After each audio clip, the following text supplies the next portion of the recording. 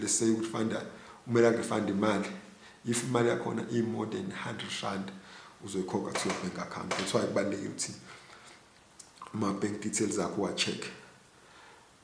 So imali kuthiwa ingena within 72 hours izobe isikhokha kwi-account number yakho. Okunye yini ngibalanga ilokho, but mufuna information eningi follow issue SARS wonke ama-social media platforms, ba-check YouTube banokuposta ama-video about information yabo.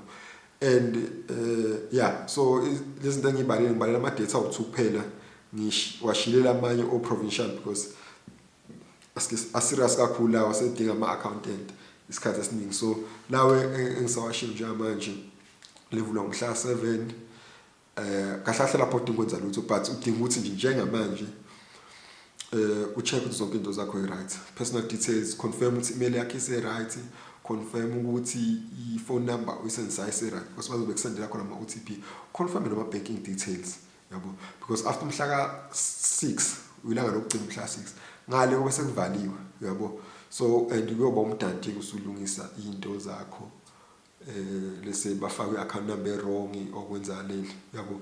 Kodwa yona ke ama-steps okwenza into esimple kakhulu ukuthi ungene nje kwi-system yabo ukwazi ukusebenzisa Facebook ngoba lo SARS i-filing yakhona i-blue, ukwazi ukusebenzisa Facebook na I'm sure nayo ungakwazi ukuyisebenzisa yabo.